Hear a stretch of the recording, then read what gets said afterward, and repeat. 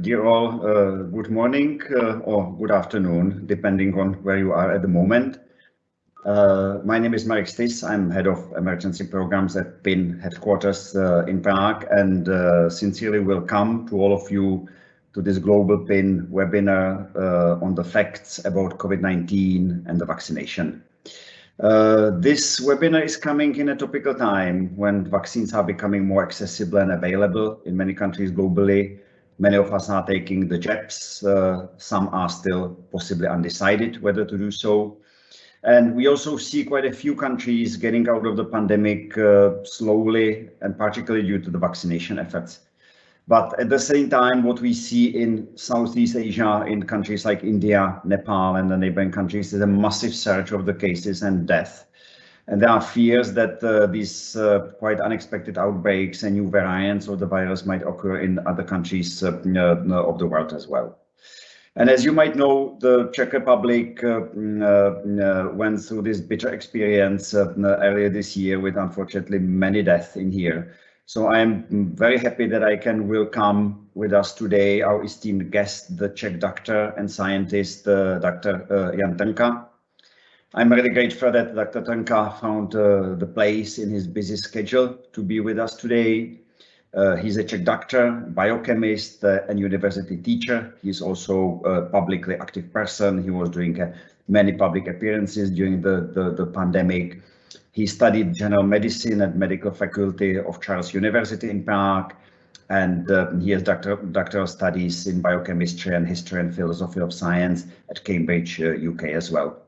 So we have asked Dr. Trnka today to share with us the key facts we should understand about the coronavirus, the illness it is causing and the health risks it is presenting, and also to explain to us, and this is a particular focus of today's webinar, the up-to-date knowledge about the vaccination, and obviously to answer any of your questions. Before I hand over to him, I have a few technical reminders. The webinar will last up to 1.5 hours, depending on your questions. And in the second half, there will be space to write your questions. We will first go through those you have shared beforehand. And as you will be muted, kindly write any new questions throughout the presentation into the Q&A box, not the chat box, into the Q&A. And then we will go through them one by one. Also, I would like to you to take note that the session will be recorded, and we will be happily use it in the future at all country programs for the similar awareness purposes. So with this, Dr. Trnka, welcome again, and floor is yours. Thank you very much, and thank you very much for the invitation and for the opportunity to speak to all of you, and hopefully share some of the information and some of the experiences that we here in the Czech Republic and of course elsewhere in the world that we've made with COVID and of course with the vaccination itself. I will try to briefly outline the basic characteristics of the virus, which is called SARS-CoV-2. I will then talk a little bit about the disease itself, and then I will get to the topic of vaccination, speak briefly about what types of vaccines we have, speak about their efficiencies and efficacy, so how well they work, also about the adverse events that have been recorded. And then at the end, hopefully, we'll get a chance to have a bit of a discussion, or at least a Q&A, question and answer session afterwards. So, as many of you will know, just close the window. As many of you will know, the virus itself, which, as I said, currently is called SARS-CoV-2, appeared in December, or was first detected in December 2019 in China, in Wuhan. And from there, it spread into the whole world. And it infected hundreds of millions of people, and it killed, unfortunately, millions of people. The virus itself is very closely related to viruses in many bat species, in bats. So the disease itself is what we call, it's a zoonotic disease. So it's a disease that was transmitted originally from animals onto humans. And this is not an exception. Actually, many viral epidemic diseases started, and not just viral, started in animals and were transferred into humans and then spread into the whole world. So the case of SARS-CoV is very similar, and it comes primarily from bats. If there are questions about the origin, we can discuss it later, but hopefully this is just for a brief orientation about the probable source of the virus. What is a virus? A virus is a non-living entity. So it's not something that can divide and multiply on its own. It's basically a piece of biological information which is encoded in what we call a nucleic acid. So it's a code hidden in this chemical called nucleic acid. In the case of SARS-CoV, it is what we call ribonucleic acid, or RNA. And this piece of information only can multiply and spread if it encounters, if it gets into contact with a cell, with a human cell inside our body. So what SARS-CoV-2, so the virus that causes COVID-19, does is that when a person who is infected with it, for example, coughs or sneezes, or even speaks, for example, they emit tiny droplets, tiny particles of their saliva or other secretions, and these fly through the air containing the virus. And when the droplet with the virus gets into our nose and throat and our lungs, for example, it finds a cell, and through a relatively complicated process, it enters into the cell, or rather, the cell is basically told by the virus to engulf it, to get it inside. And there, the code, the biological code, the ribonucleic acid, is released into the cell. And the cell mistakes it, so it thinks that it's its own RNA, because our cells normally contain this ribonucleic acid, which is used for encoding proteins and various parts of the cell. So the cell thinks, oh, this is my RNA, so I will try to read it and try to, do what it tells me to do. And when this happens, the RNA gets multiplied, gets copied by the cell, and more viral particles are produced from it. In the end, usually the cell dies because of this, and these viral particles are released into the body, and they can infect new cells, and then new cells, and then new cells. In a typical case of COVID-19, this process does end at some point. Either, unfortunately, it can end that the person dies because of this infection, which unfortunately occurred in many cases and will still occur in many cases, but it's a relatively rare outcome. So the majority of people have this disease, which is called COVID-19, with varying degree of symptoms. So some people may not feel any symptoms at all. This is what we call asymptomatic course. This is not very common. Only about 20% of infected persons have no symptoms at all, or very tiny symptoms which they do not really recognize as a disease. And the 80%, the rest of the population, have various kinds of respiratory symptoms. So symptoms, signs that come from the infection of the breathing tract, so lungs and airways.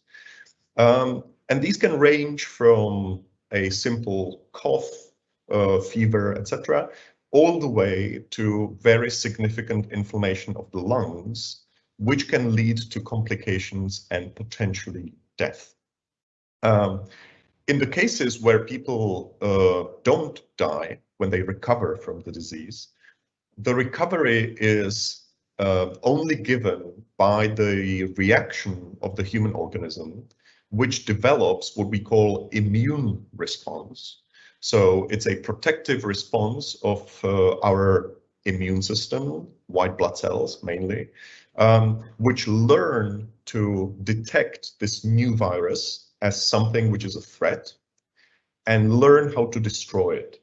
So during a normal course of the disease, if your body is strong enough, if you're not suffering from other diseases, it's very likely that you will recover because of this reaction, this immune reaction of the body. Now,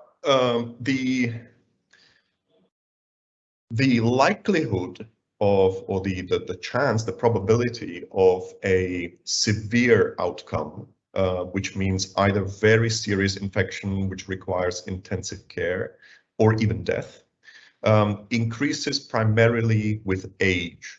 So the people who are at biggest risk of a very serious outcome, potentially death, are the ones that are in the highest age brackets. So we're talking mainly about people, let's say 65 and older, 65 years and older. So these are at very high risk. And even at these high age brackets, the risk increases very steeply, what we call exponentially, even in these people. So the risk for a person over 80 is many times bigger than the risk of people, let's say, around 65. Okay, so there is a steep increase in risk. However, that does not mean, unfortunately, that younger people have absolutely no risk of a severe outcome. That is not true. Even younger people, even children, are at risk of potentially very serious course of the disease or even death. The probability is much lower than in the older brackets, but it is definitely not zero. For example, in the United States, there have been already a few thousand children who died because of COVID. So, of course, in the whole big population, it may not seem like a huge number, but it is a pretty significant number still, because, of course, there are human lives that have ended, unfortunately. So the risk is mainly related to age, but that's not the only risk factor. The other risk factor for a severe course or death is obesity, especially severe obesity, and some other cardiovascular, so diseases of the heart and of the circulatory system, diabetes, for example, etc. So there are other risk factors involved as well. Now, this was a brief introduction of the disease and of the virus itself. Of course, if you have further questions about the details, we can discuss that in the Q&A afterwards. And let me now get to the vaccination. So when I said that if you recover from COVID-19, it is only because our immune system, our innate defense system of the body, learns how to deal with the virus. This is exactly what the vaccination does for us without the risks involved in the disease itself.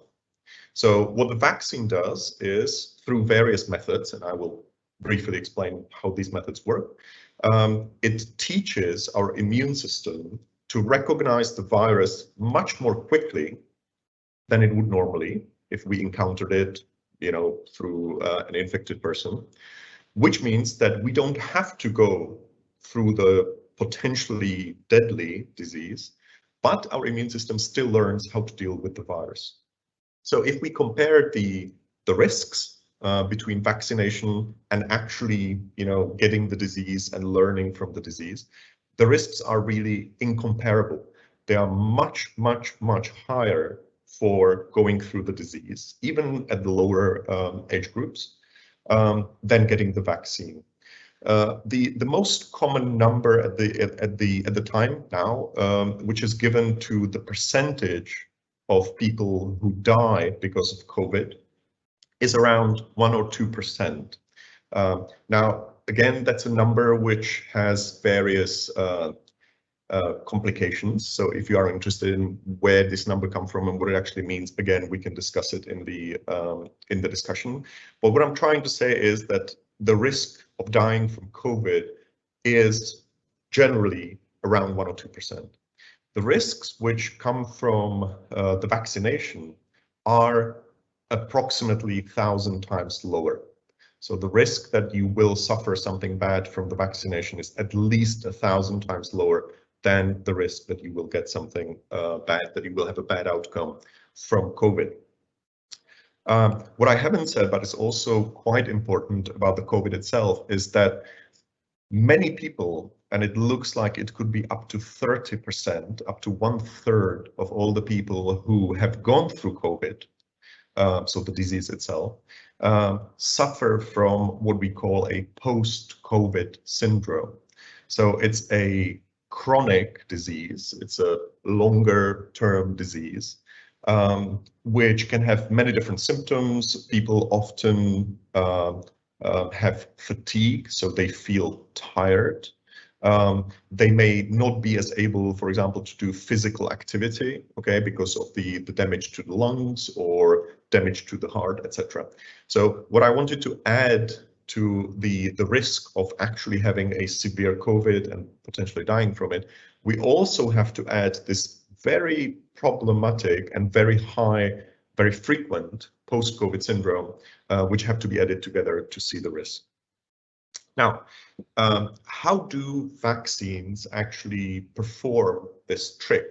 How do they teach our immune system to react to the virus? Well, the virus itself is a relatively complicated structure. It's like it's a small particle. It's very, very, very small. We can't even see it under a microscope. We can only see it in electron microscope, which contains the RNA, the nucleic acid, and some proteins, etc. And from the particle itself, there sticks out these proteins, which are called spike proteins, because they look like little spikes, which come from the particle. This spike protein is not only very important for the entry of the virus into the cell, but it's also very visible to the immune system, to our white blood cells, because it's sticking out. So our immune system can see it and can attack it. The principle of all the vaccines, well, practically all the vaccines, there are a few small exceptions, but practically all the vaccines, what they do is they introduce into our body this spike protein. So not the whole virus. And again, there are a few vaccines which do introduce the whole virus, but the majority of them don't. So they put into the body in various ways this spike protein, and the immune system detects it, sees it as something which was not there before, and says to itself, okay, this could be dangerous. Let's prepare the immune system, the body. If we see this again, we have to destroy it. And this is the principle of vaccination. Okay, so we don't have to actually encounter the whole virus. We can only use a relatively small part of the virus, but the one which is the most visible, and teach the immune system to react against it.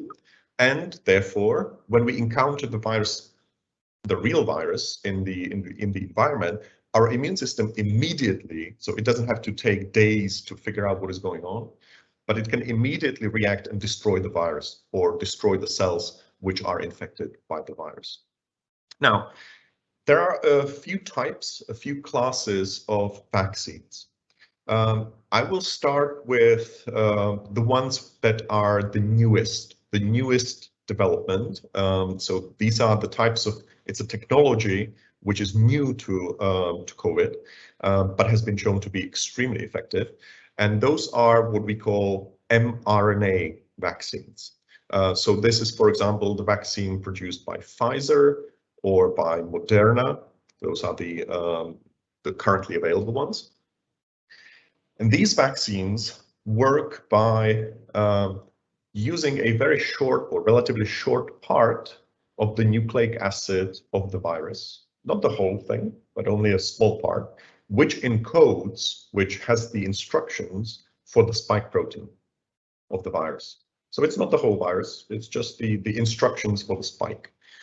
And when the vaccine is injected into our body, some of our cells will take up this mRNA, this small snippet of code, and we'll look at it and say, oh, okay, that's interesting. That's an interesting instruction. Let's try and make the protein. And they make the protein.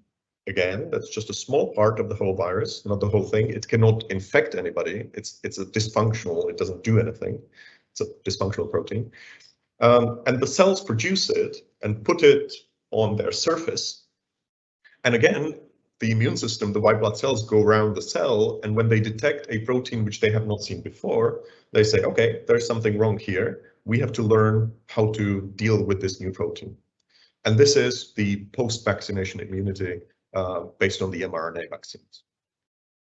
Another type of vaccines, in addition to these mRNA vaccines, are what we call vector vaccines. And these vector vaccines, which, for example, is the Sinovac or Sputnik or AstraZeneca. So these vaccines are what we call vector vaccines. And these vector vaccines, in a way, do the same thing. Okay, so the idea is to bring the instructions for the spike protein into the body. But they don't do it by just adding the naked RNA, but they put these instructions into DNA, into deoxyribonucleic acid, which is a variant of the nucleic acid, and they put it into a harmless virus. So it's a different virus, okay? It's not related to SARS-CoV-2 or COVID or anything like that. It's a harmless virus, which actually has been engineered in such a way that it cannot reproduce, it cannot multiply, okay? So this new virus, which we call a vector virus, contains the instruction for the spike protein. It gets into our cell. There it releases the DNA. The cell says, oh, this is interesting. Let's start producing the spike protein, puts it onto the surface. The white blood cells go around, say, oh, new protein, let's learn how to react against it. And this is what produces the immunity.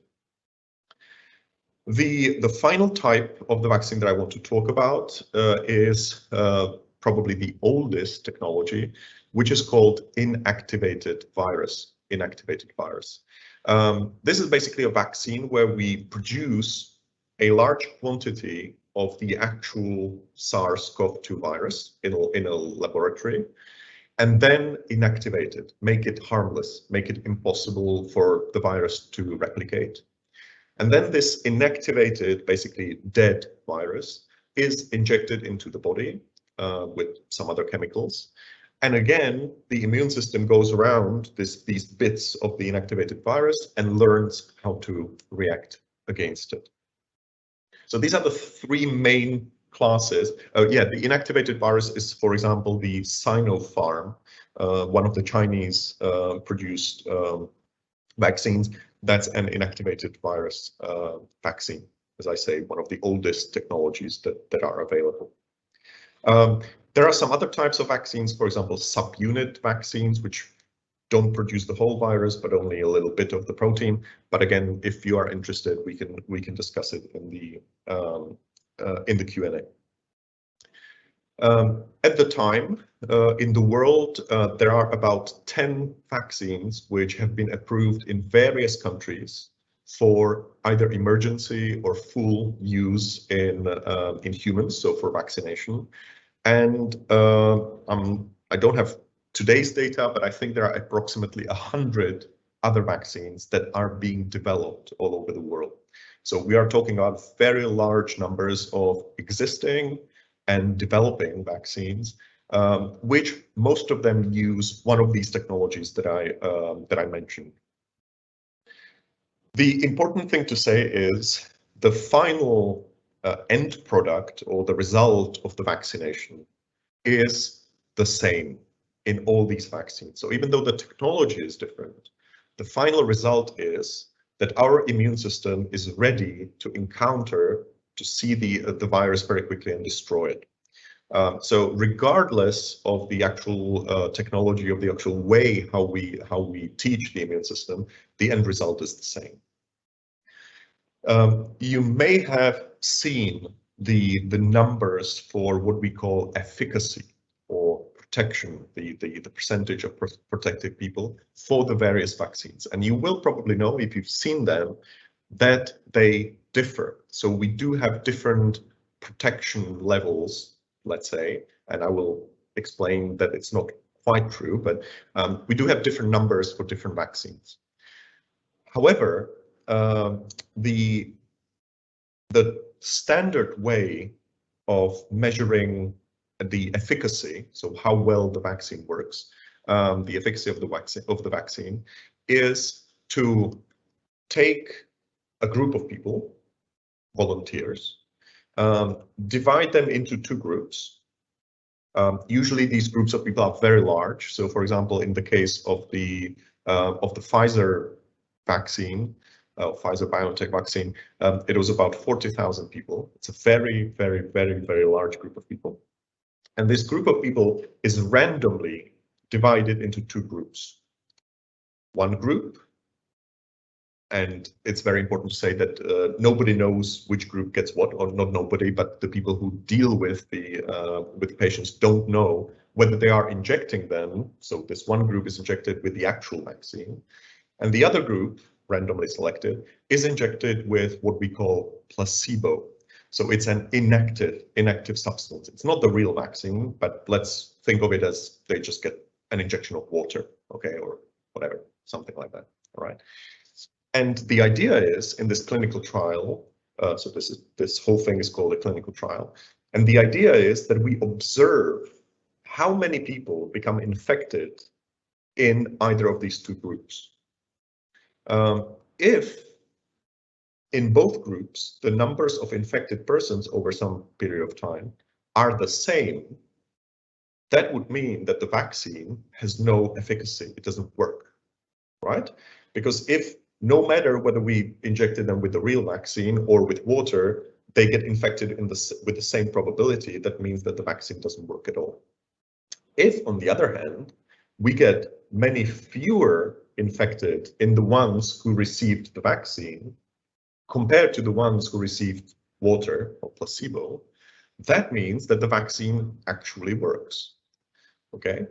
Because it's protecting the people against the infection. Now, again, if you are more interested in the methodology of the clinical trial, I can probably talk about it in more detail, but this is just to explain how the efficacy is measured. So if in the group which received the actual vaccine, we have, for example, 70% fewer cases, that means that the protection of the virus is 70%. Okay, so it decreases the probability that if I encounter the virus, I will actually get the disease. It decreases it by 70%.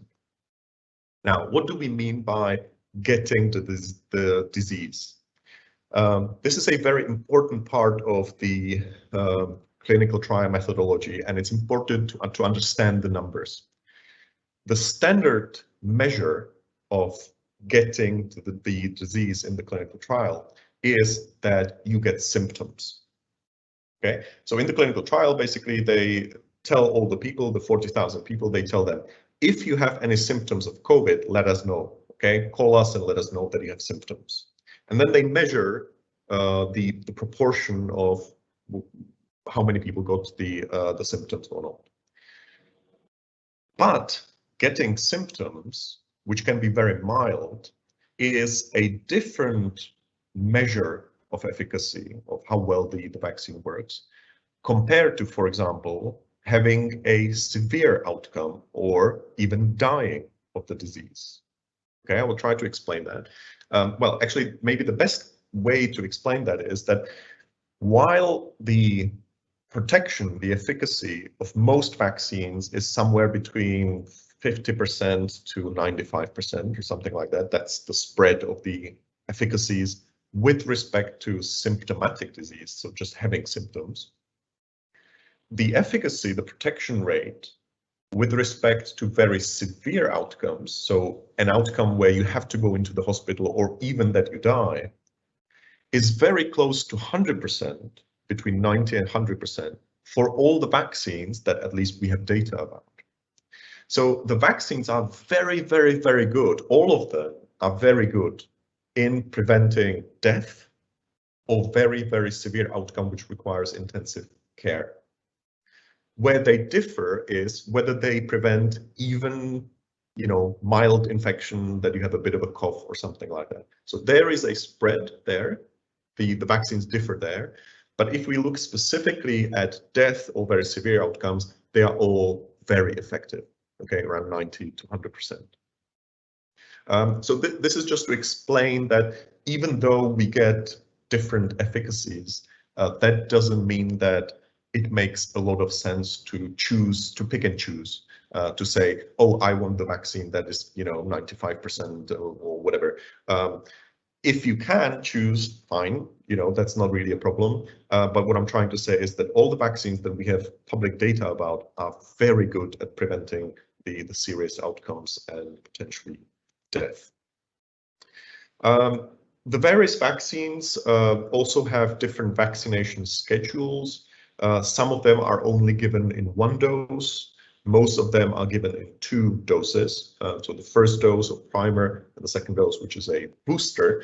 And here I want to say that it's very important to get the booster dose, to get the second dose, even though with some of the vaccines, there is already some protection after the first dose.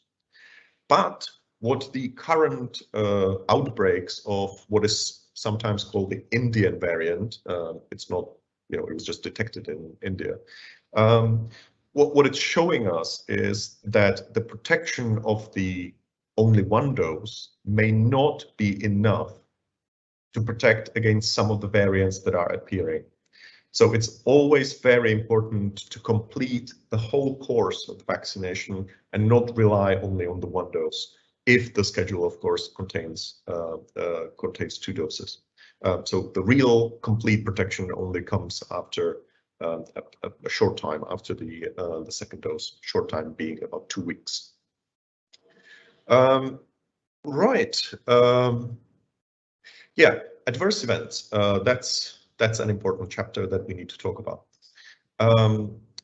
With all the vaccines, to a varying degree, but yes, with all the vaccines, we do observe adverse events, so negative effects that appear in the vaccinated persons.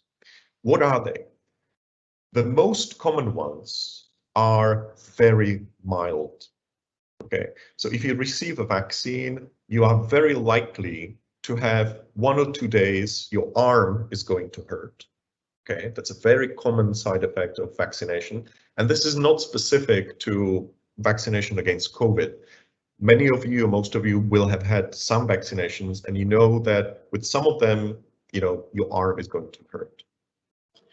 Another very common side effect of the vaccination is increased temperature, increased body temperature.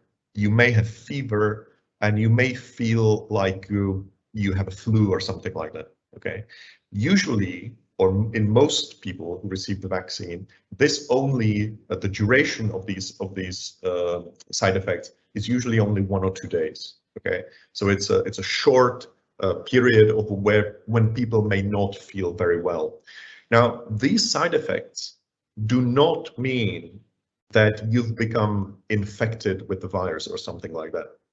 These effects, this increased body temperature, headache, and also your arm hurting, are only the signs that your immune system, the defense system, is learning how to destroy this virus. Okay, so it is not; those are not symptoms of a disease. Those are symptoms of the immune system reacting, which is what we want. Okay, so these are the most common side effects. Any kind of serious side effects which require medical attention or even treatment in hospital are extremely rare. So they're not zero. Okay, they do occur in some cases, relatively severe reactions, but the probability of these reactions after vaccinations is very, very, very small. So, for example, one possible serious event, side effect of the vaccination is a severe allergic reaction to the vaccination. So it's possible. But the probability of getting this is somewhere between 1 in 100,000 to 1 in 1 million vaccinated people. So the probability is very, very, very small.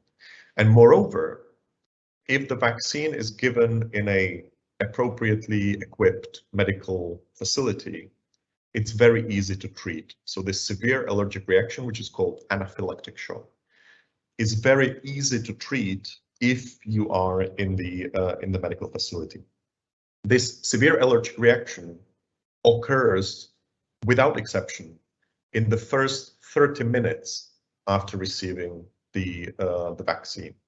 So if you stay in the medical facility, and this is the recommendation that you always stay at least 15 minutes or even 30 minutes after the vaccination, you are guaranteed that if this serious side effect appears, you will get help. Okay, so that's the reason why people are asked to stay in the medical facility so that they can get help.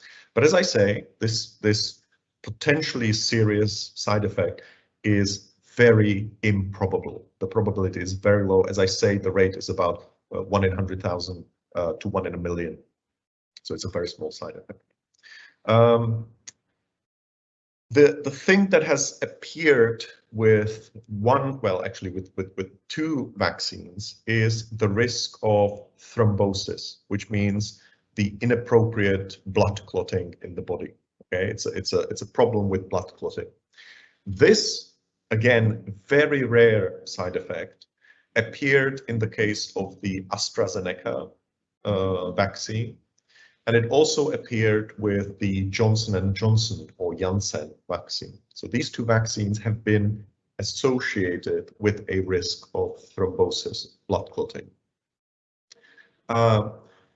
What I want to stress here again is that while this risk exists, it's very, very small. Again, the rate is somewhere between 1 in 100,000 and 1 in a million. And remember, the risk of dying of COVID is somewhere between 1%, so 1 in 100 to 2 in 100. So we're talking about thousandfold, even maybe 10,000-fold difference in the risk. So I guess what I'm trying to say is, even though there is a risk of potentially very rare side effects in some of the vaccines, the risk which is connected to COVID is many, many thousand times higher. And therefore, I very much believe that the vaccination is the best and the safest way to prevent any serious course of COVID. Perhaps the last thing I want to say is about vaccination of children. Most of the vaccines that we have currently approved in at least some countries in the world originally have not been approved for vaccinating children. Why? It's not because they would be believed to be harmful to children. That is not the case. The reason is that the clinical trials, the original clinical trials where they tested the efficacy and the safety of the vaccines, have not included any children in the trial. So they only picked adults, okay, for some reasons, and they had no children. So originally there was no data about how well these vaccines work in children, and that's why they were not approved. However, this is changing. And for example, the Pfizer-BioNTech mRNA vaccine has been recently approved both in the United States and in the European Union for the vaccination of children from the age of 12, so 12 and older. And it is very likely that we will see vaccines approved even for younger children. The question that is now being discussed is how important it is to vaccinate children, because remember, in the beginning I said that the risk to children is relatively small compared to older people.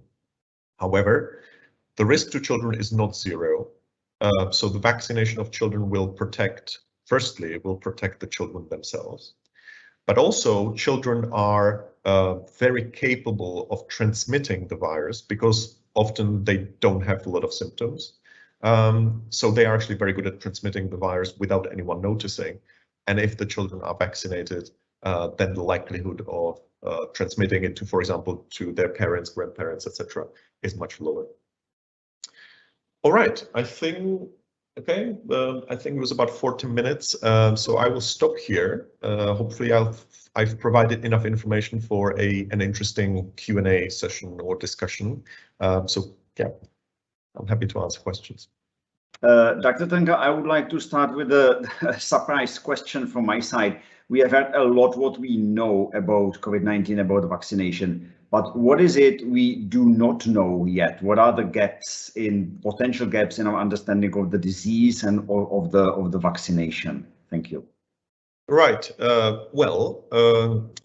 Regarding the vaccines, what we do not know, and I guess it is for obvious reasons, we don't know how long is the immunity provided by vaccines. We also don't know how long is the immunity provided by the disease itself, by having had the disease. We cannot know that because the disease is only with us for a year and a half, and the vaccines are only with us for a year or something like that. So we can't see into the future. And although there are indications which show that both the post-vaccination immunity and the post-disease immunity will probably last at least a few months, maybe a few years, but we can't really know that for sure because the time has not yet elapsed. So those are the things that we cannot know.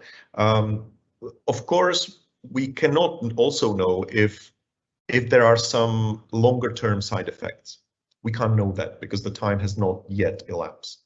However, from experiments on animals and also from experience with some other vaccines, it is not likely, I'm not saying it's impossible, but it is not likely that there will be any longer-term side effects connected to these vaccines. Actually, generally, almost all vaccines are extremely safe. And the risk of these side effects is most likely very small. And do you think that the virus itself can surprise us with more dangerous and deadlier forms than up to now? We see all these new varieties appearing. What is in store for us in there? Yeah, unfortunately, this is relatively probable that we will see even new variants, in addition to the ones that we already know, which potentially could be more transmissible, so easier to transmit between people, which is, for example, the case of the so-called Indian variant that has been talked about recently. But they can potentially even cause more severe disease. So it is perfectly possible, even probable, that these new variants will appear. And this is the reason, or the main reason, why we need to, and now I'm talking globally, so not only in the richest countries in the world, like the European Union and the United States, but all the countries in the world. And what I'm trying to say is that basically all the countries in the world have to get together to try to suppress, to stop the transmission of the virus in the whole world. And one of the ways is obviously vaccination, but also some of the other measures, you know, wearing masks, etc., are extremely important because the virus only mutates, only changes if it is transmitted from person to person. So if we can stop the transmission, that means that the virus cannot develop any new variants, and we will not have to worry about that. But as it stands, and as the virus still circulates around the world and infects many thousands of people, even millions of people, I'm afraid that it's quite probable that we will see new variants which may be even more dangerous than the ones that we see now. Thank you. Clear.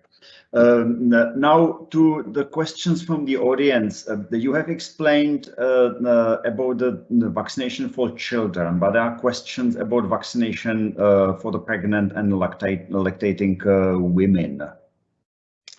Yeah, that's a very good question.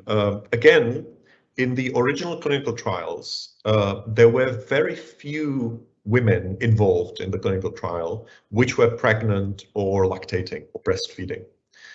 So the original data were saying, well, we don't know because we did not have enough of them to see how safe and how effective these vaccines are.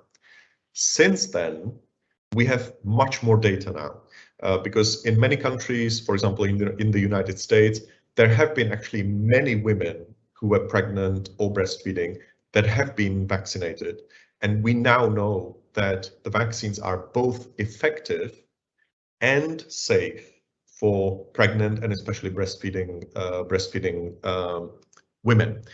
The recommendations whether to vaccinate pregnant women or lactating women differ from country to country. Okay, so even though from scientific data it appears now to be safe and effective, some countries do not recommend vaccinating pregnant women. So in your respective country, wherever you are, it's very important to find out what your local recommendations are. And even if your local recommendations allow the vaccination of pregnant and lactating women, I would still recommend that the woman consults with her physician whether it's the best course for her. The final thing I will say is that the risks of the disease, so getting COVID and getting a severe course, are higher in pregnant women than in non-pregnant women. So pregnant women are actually at a higher risk of a severe COVID than non-pregnant women. And that is part of the reason why some countries and some international organizations are starting to recommend that pregnant women be vaccinated. Thank you. It's clear.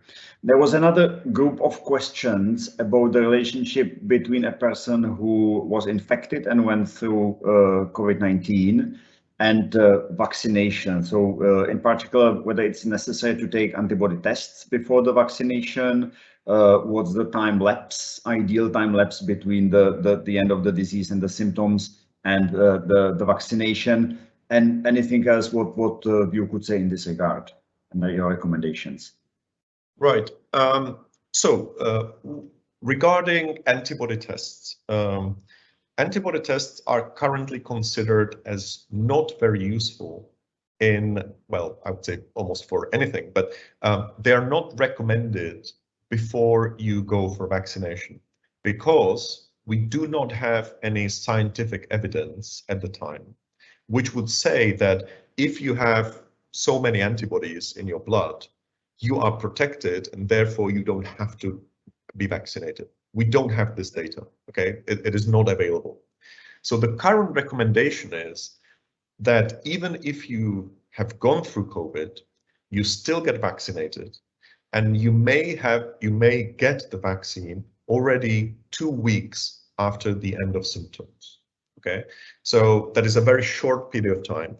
You don't have to do it after 2 weeks, but basically there is almost no minimum time, it's only 2 weeks, which is very, very short, between the disease itself and when you can have the COVID vaccination.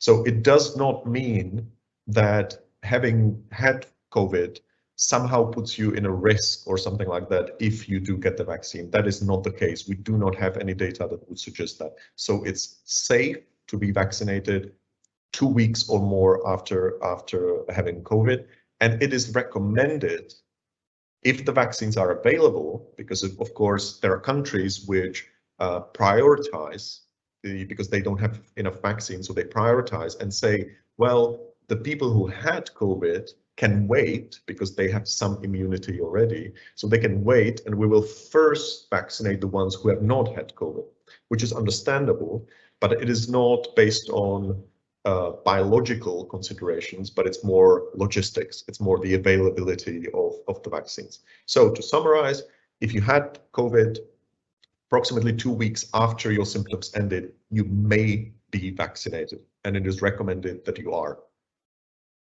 There was a related question whether we can cause something like a better immunity, which is generated either through the getting the disease and going successfully through the disease or through the vaccination. Is this comparable, or are these exactly the same? Yeah, well, that's something which is still being investigated.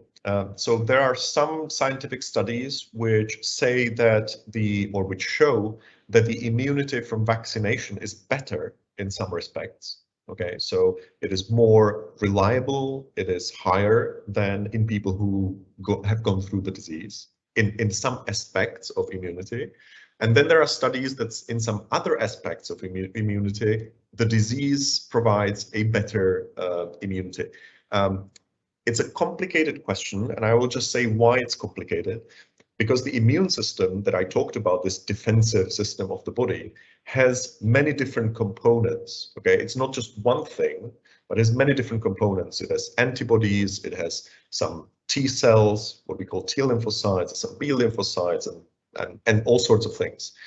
And depending on which component of the immune system you look, the immunity looks different. And currently, at the time, we do not have sufficiently complex data about the immunity to say with certainty that one of the immunities is better and the other one is worse. This is the reason behind the recommendation that everybody gets vaccinated, even if they have the disease, because especially in some older patients who have gone through COVID, sometimes at least some of the components of the immunity are not well developed because the older organism may not react as well, etc., etc. So at this point, we don't have certain data about which one is better, and that's why it's recommended that people get vaccinated. Clear.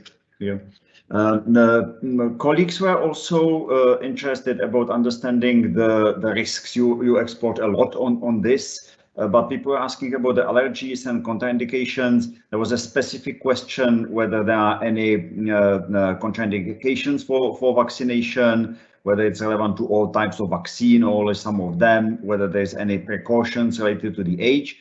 There was one colleague saying that he has an allergy to penicillin and autoimmune thyroiditis, and whether he might expect that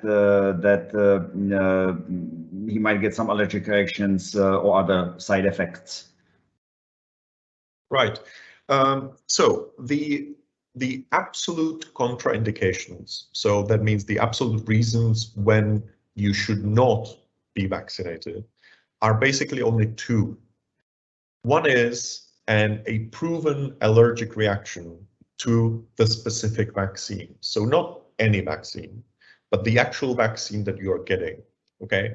So if, for example, you had a severe allergic reaction to the first dose, then you must not get the second dose, or you must get a different vaccine. Okay, so that's contraindication number one. So it's not all vaccines, but only the specific one. The other contraindication is if you are suffering currently at the time of vaccination from fever and from some infection, then you must not be vaccinated. And those are the only two actual real contraindications. Everything else are what we call relative contraindications, or something that needs to be considered.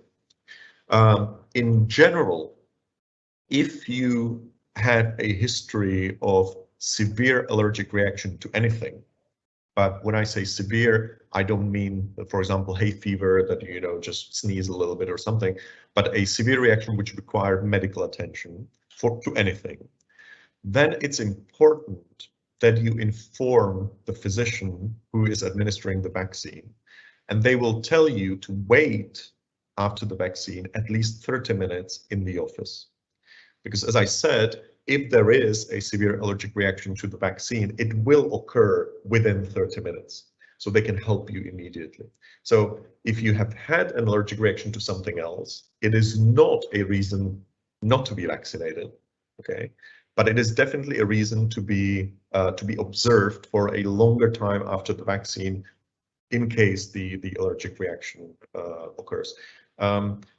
Regarding autoimmune diseases, because there was a mention of autoimmune thyroiditis.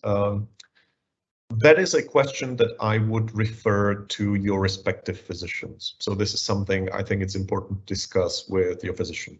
It is not automatically a reason not to be vaccinated. Actually, most people with autoimmune diseases who have been vaccinated had absolutely no adverse developments with their autoimmune diseases. Okay, so generally it's safe.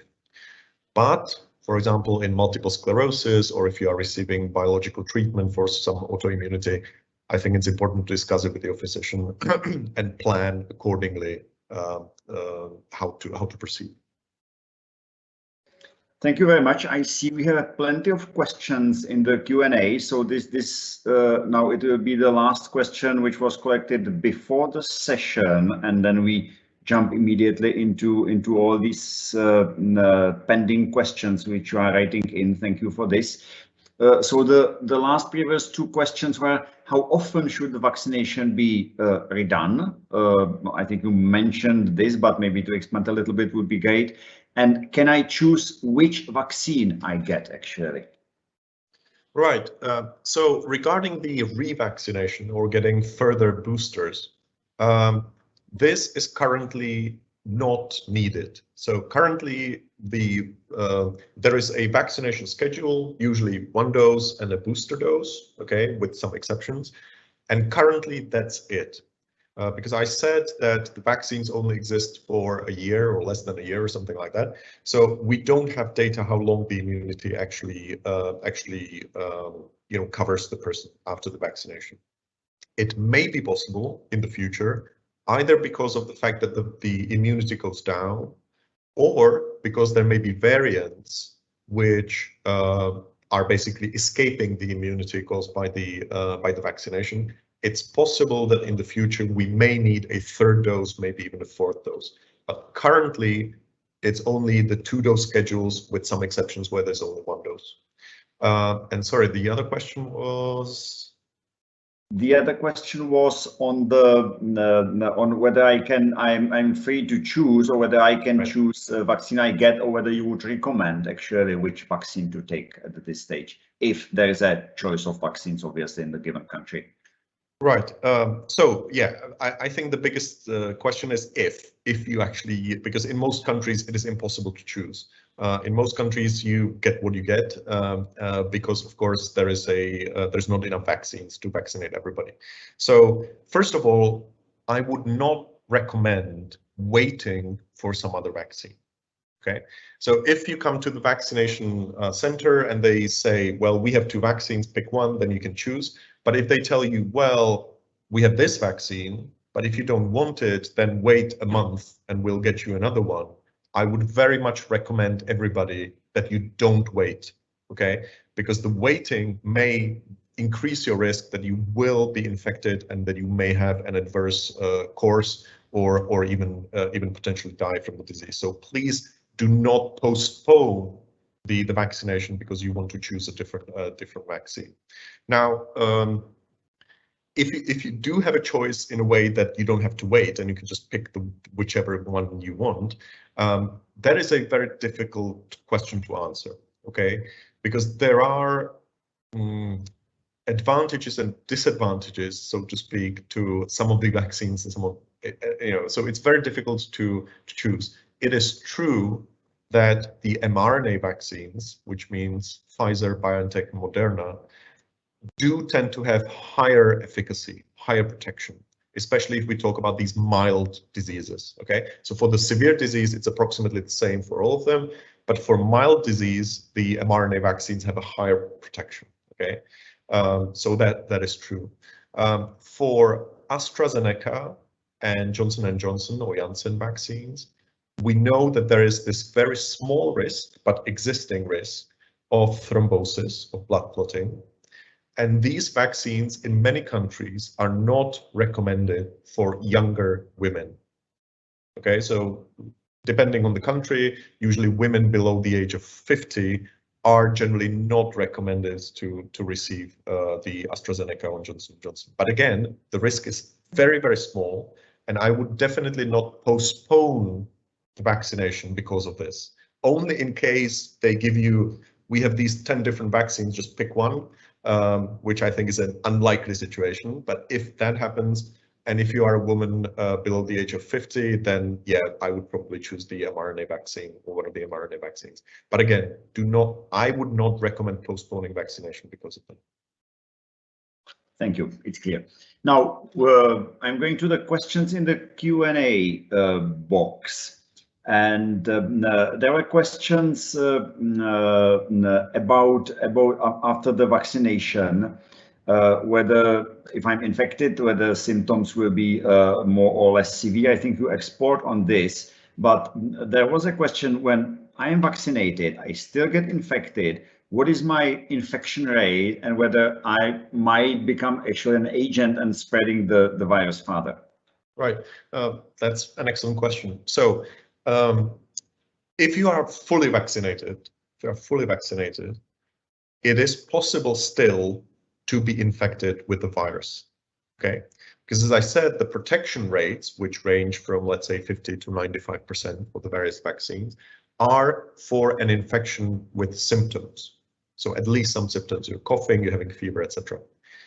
The protection rates for disease without any symptoms, where you are basically just a carrier of the virus and you don't have any symptoms, these data are not known for some of the vaccines and are not known certainly for most of the vaccines. I will rephrase it just to make it clear. So for most vaccines, we have some indications that the vaccines decrease the risk of contracting the virus even without symptoms, but we don't yet know very certainly how much this risk is decreased. So the estimates are somewhere between 50 to 70%, for example, for the Pfizer-BioNTech vaccine, the mRNA vaccine. So we are pretty sure that the vaccines decrease the risk that you will become a carrier, asymptomatic carrier. But at this point, we don't know by how much, or we don't know it certainly. In other ways, the vaccines will decrease the risk of you getting severe disease very efficiently, very well. They will prevent you from getting symptomatic disease, just cough and fever and mild disease, pretty well, 50 to 95%. And we know that the vaccines will decrease the risk of you becoming a carrier, but we don't yet know very certainly by how much. Clear. Thank you. There is a question on whether the side effects or potential side effects after the vaccination and their severity, whether it's indicating to what extent is the vaccine effective or more or less effective on me. Is there any relation? Not that we know of. So we don't have any scientific data which would say, for example, if you have worse side effects, that means that you are better protected. There are no scientific data that would suggest that. There are some hypotheses which, for example, say that people who had COVID, that they tend to have more fever and headaches, etc., after the first dose, unlike other people who usually have these worse side effects after the second dose. But those are just hypotheses, and we don't really have any scientific data to say anything like that. So even if you don't have any side effects, which of course is great, that still means that you will be protected. Okay, so it doesn't mean that if you don't have side effects, that means that it's not working. Okay, it may still be working, but your body just reacts nicely to it. Now I see we have a very direct, nice questions. Here in Angola, we have all three types of vaccines: AstraZeneca, Sputnik 5, and Pfizer. Which one do you recommend? They have a selection, great. Again, if somebody puts the three vaccines in front of you and says you can have whichever, I would personally choose the Pfizer, okay? Because it does seem to have the highest protection rate for the symptomatic disease, okay? But that does not mean that you should wait for Pfizer. Basically, if I did not have the choice, I would just take the first vaccine that I would be given. Thank you. There are two more questions on AstraZeneca in particular, as this is probably the vaccine which is mostly available around a lot of Asian countries, in Africa, and so on. So whether I should have another booster or shall expect another booster after having 2 jabs of AstraZeneca. And also, why AstraZeneca in particular is causing the blood clots? What is the mechanism with AstraZeneca? Okay, so about the third dose or the second booster or whatever you want to say, currently there are no plans, there are no official plans for instituting a third dose. Okay, so it's being discussed, but currently it is not done. Okay, we may see in the future that there might be another booster, maybe even using a different vaccine. We don't know, but currently it is not instituted. It is not recommended that you get another booster. We'll see. Regarding the blood clots, that's a very complicated question, and to be completely open, we don't know. So there have been studies which are suggesting some mechanisms through which AstraZeneca and also Johnson & Johnson, which are based on similar technology, why they increase, again, it's a very rare side effect, but they do increase the risk of blood clots. The short answer is we don't know. There are some hypotheses why that is so, because of the some hypotheses say that it's the vector virus which is causing it. Some hypotheses are saying that it's due to the biology of the DNA compared to RNA, etc. Again, the short answer, we don't know at the moment. Thank you for being open. There is a very interesting question which was very often asked, particularly here in the Czech Republic, where we are experiences, significant temperature differences between the summer and the winter. So why is COVID-19 prevalence increasing in the cold weather, while, for example, in Africa during the hot weather we see presumably less cases? Yeah. Again, I have to say we don't know, because it appears that in some countries or in some areas, it is the warm weather which improves the epidemic, which decreases the rate of transmission. And in some other countries, especially the tropical and subtropical countries, sometimes it's the other way around. So there are studies, for example, from India from last year, where the increases in temperature actually led to increases in transmission. One possible explanation for these differences, why sometimes warm weather improves the outcomes and sometimes makes them worse, is that an important factor in the transmission of the virus is people's behavior. So, for example, here in the relatively cold parts of the world, when the weather is colder, people tend to spend more time inside. The inside, the buildings, etc., are heated. So for example, the humidity in the air is low, etc., which improves or increases the chances to transmit the virus. And it is perfectly possible that in hotter countries or hotter parts of the world, when it's the other way around. So when the temperatures become very high, so in the hot seasons, it's then that people actually aggregate in air-conditioned, inside spaces where the probability of transmission is higher. So there is no easy explanation, and the empirical data shows that it differs. In some countries, cold weather is better. In some countries, warm weather is better, and we don't know yet why. So it might be actually not the temperature itself, but the way how we behave under these temperatures, which might be a determinant. Correct. At least part of the reason I think in these discrepancies is the behavior, but it may not be the whole story. But as I say, we don't know. Clear. There is a question whether there's a time limit on how long an antibody test can tell you whether you are previously infected or not. If the person would be really interested before taking the vaccine, whether he or she had the disease already or not. Yeah, so this actually is connected to the idea of how long we are protected after having had the disease. So these two things are actually connected together. Now, the studies that we have show that most people after having had COVID still have detectable antibodies a year after the infection. That does not necessarily mean that they are still protected from the disease. because we don't know how much antibodies we actually need to be protected. That is unknown currently, okay? But people still have detectable antibodies of the class IgG, which are so-called memory antibodies or anamnestic antibodies. So most people have them a year after disease. So if you are only interested in knowing, have I had the disease, then it's very likely that a year after you still should have, unless of course you have some immune disease or something like that, which can complicate things. But in most people, the antibodies should still be detectable. Thank you. Thank you. There is a question from a colleague, which I believe you already answered, but this is a very personal one, and I think it deserves a direct answer again. And he or she says, my immune system allowed me not to get infected.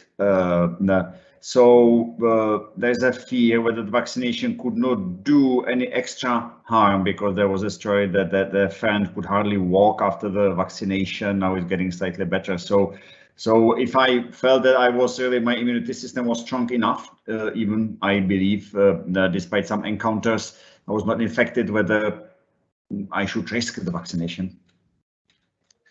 Well, that is a complicated question, because of course we don't know the details, and we don't know whether it is really the reason why you have not become infected, whether it's because you are innately, or your immune system is already so good that it doesn't really need any vaccination, or it prevented the disease, or because it's because of some other reason, okay, because you protected yourselves better or something like that.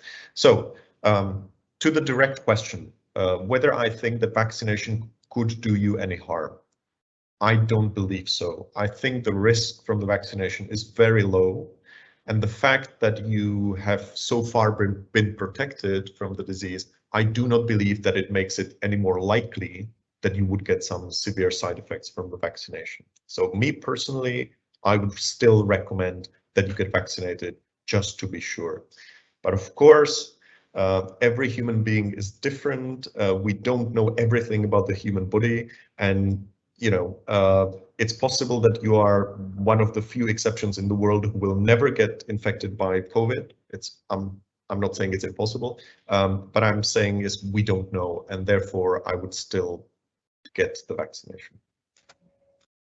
There's another question linked to the pregnancy.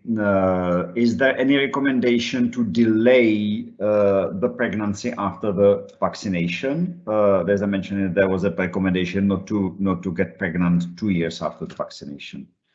No, there is no such recommendation by any of the international bodies or any of the professional bodies. So there is no evidence at all that would show that vaccination changes or causes any risks in any future pregnancies. So currently there's no such recommendation. Thank you. There are some questions about the travel restrictions, COVID passports with Sputnik or Sinopharm, whether it will be recognized in Europe. Who is the sort of vaccine validating global authority? Very often we ask the questions whether the WHO is actually validating, approving the vaccines, or is it just on our governments? I know this is not specifically the field you want to discuss, because this is more a question to our governments and to future agreements, but would you like to add anything on this? Yeah, I would have to say that it's really up to the governments, and unfortunately the WHO, as the biggest or most important international body, I don't think they have any powers in this. So I think they can recommend things, but in the end it is going to be up to the individual governments or bodies like European Union, who will decide what kind of COVID passes or confirmations of non-infectivity or something like that they will recognize and will allow people to travel. So I'm afraid that this is really more of a political question, and I guess we will see. Yeah. We have two questions now on the issue I mentioned at the beginning, that from the data we have, what we see, the countries with a high level of vaccination, we see a decrease of the pandemic in these countries. So what is the person is asking, what is the relation between the vaccination and potential new waves of COVID, maybe referring to the situation which is now developing in UK? And also a very direct question about after I take the vaccine, do I still need to wear the mask? A very practical one. Okay. So to the first question, which I think is an excellent one. So, for example, in the UK, as was mentioned, there is now a new wave or wavelet or whatever you want to call it of the disease, which is mostly caused by what is called the Indian variant. But, and that is a very important thing, the number of deaths and severe outcomes, especially in the higher age groups, is much, much, much lower than it was in the previous waves. So that means that the very high vaccination rates in these high age groups really protect them against having a severe disease or even dying. So what I'm trying to say is that even in countries which have relatively high vaccination rates, and when I say relatively high, we're talking about 50% or just over 50% in the as a total population in the UK. So it's nowhere near, 90 or something like that, but still more than most countries in the world. So it is still possible that the disease will spread and will cause an epidemic. But if especially if the most vulnerable groups are already vaccinated, that means that the outcomes are much better. So some people will still get infected, but the likelihood of death or severe case are much, much lower. And actually what we see in the UK is that now the majority of people who are in the hospital are much younger than in the previous waves. And this is probably not because the virus, the new variant, attacks more younger people, but it means that the older people are much better protected. So they do not end up in the hospital because they are doing okay. And it's now the younger people who are much less vaccinated than the higher age groups who will end up in the hospital, even though the numbers are smaller, but the ratios are much bigger now. And masks. Well, yeah, that's a bit of a controversial question because the CDC, the Center for Disease Control in the United States, which is the major authority in infection control epidemic measures, just a couple of weeks ago, maybe a week ago, they recommended that people who are fully vaccinated, that they do not need to wear a mask. And it became a bit of a controversial thing because the effect of wearing masks is not only in the actual protection of transmission, but it also changes people's behavior. People behave differently when they wear a mask than when they don't wear a mask. And I think there was some controversy whether allowing vaccinated people not to wear a mask, whether it may not have actually negative effects on the behavior of other people who have not been vaccinated, for example, and will change their behavior in a way which will become more risky. So I would recommend that even when you are vaccinated, and of course it depends on your country, okay? So in many countries there are just rules that are given and you have to follow them, okay? But from the point of view of spreading the infection, I would definitely wear a mask or respirator, even if you are vaccinated, if you are with a lot of people in an enclosed space, if you're inside, because there the viruses may accumulate and are easier to spread. Or if you are coming into contact with somebody who's vulnerable, so who is not vaccinated, who is older, etc. So for these situations, I would definitely wear a protection because, as we said, even if you are vaccinated, there is still some probability that you may carry the virus. It's lower than for non-vaccinated people, but it's not zero. So for any kind of situations where the spread could be dangerous, I would wear a protection of your airways. Can someone get a mix of vaccines of the first and second dose from two different types? Yes, I mean, there is not enough scientific data at the moment. There have been cases where people received a mix and match vaccines, and there was a publication in Nature, I think a few days ago, where there are some preliminary results of a study where they mixed two vaccines together, and it appears that it is safe and that is efficient.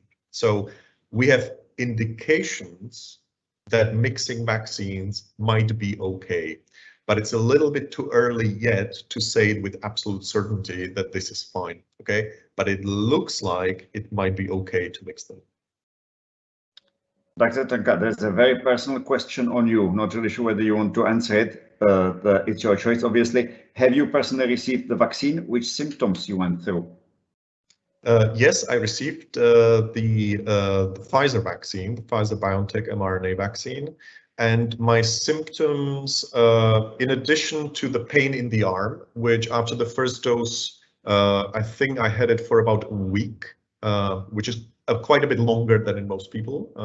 So my arm hurt, and after the first dose, I felt a little bit more tired. I did not have increased temperature, but I felt tired and a little bit ill for a few days afterwards. That was that. After the second dose, I had virtually no other side effects. Excellent. Last two questions, and thank you for being patient, because I see that the questions really started piling up as you were speaking. Is it allowed to take the painkillers to decrease the side effects after the vaccination? And I think also during the COVID-19 infection, so relations of the painkillers and the symptoms, both from the vaccination and the disease. Yes, absolutely. It's absolutely allowed. It's even recommended that people who are suffering from pain, fever, headache, etc., that they take these traditional over-the-counter painkillers like paracetamol or even ibuprofen, or aspirin is generally not highly recommended for some reasons. But paracetamol, ibuprofen, and all these traditional painkillers that you just take are perfectly fine. You may take them. Of course, follow the maximum dosing, okay? Especially with paracetamol, if you take too much, it can be dangerous, okay? So always follow the dosing. But if you do follow it, then it's fine, and it's even recommended. And a last very detailed question on the vaccination. If I go through 2 doses of certain vaccine, can I in the future, and we can presume maybe in a year time, can I take another vaccine, or shall I continue with the vaccine that I got the first two jabs? And again, it's referring to a colleague who got initial, it's planning to get Sinopharm as the first vaccine. Right. Again, we don't know for certain, but there does seem to be accumulating evidence that it's fine to mix various vaccines. We will see probably more in the next few months when we get the final results of these studies. But it appears that mixing the vaccines, at least some of them, might be perfectly okay, might be safe and effective. But we'll see when we actually have the final results. Excellent. We are coming at the end of our session. Dr. Trnka, please, your last words, or the summary. We talked for 1.5 hours. Maybe 2-3 key points we should really take away from this session from your perspective. What is the most important to remember? Well, first thing I try to hopefully get through is that the vaccines are safe. Not 100% safe, but very, very safe, are probably the safest way to get us out of this epidemic. Even if people, if we have populations that are highly vaccinated, we will probably still need some other measures, wearing respirators or something like that. But vaccination is shown, or has been shown, to really dramatically decrease the risk of death and severe disease. So even though there are some risks, very, very small, but some risks related to vaccination, it is still by far the safest way to protect oneself and also one's family against the disease or severe outcomes. Now, of course, the vaccines are not available in every country in the amounts that are needed. And this is something that we, as coming from the wealthy countries, that is something that we need to do something about and really make sure that every country has enough vaccines, because not only because we want to help everybody, but also because when the virus spreads, it mutates, and it may actually form mutations which will in the end spread around the globe as well. So this is also quite important. And finally, yeah, let's hope that through vaccinations and through some other measures, we will get out of this pandemic globally, and we will learn how to deal with pandemics in the future, which are very likely to come at some point. Thank you so much, Dr. Trnka. I think these were excellent closing remarks about the global aspects of the pandemic, about the necessity of equality if it comes to accessibility of the vaccines, which obviously needs to be matched by the interest of the people to use the vaccines. But anyway, thank you so much. It was very comprehensive, very good. I think it exceeded all the expectations. Thank you also so much to the colleagues in the audience for the active participation, preparing with the questions and coming up with your questions as the time went. So thank you so much to everyone. As I said, the session is recorded. We will share it with you. You can share it with the colleagues. We'll share it with all the country programs, so it will be available for the reviewing. Thank you again so much for your time and attention, and have a nice day. Thank you also. Bye-bye. Bye-bye.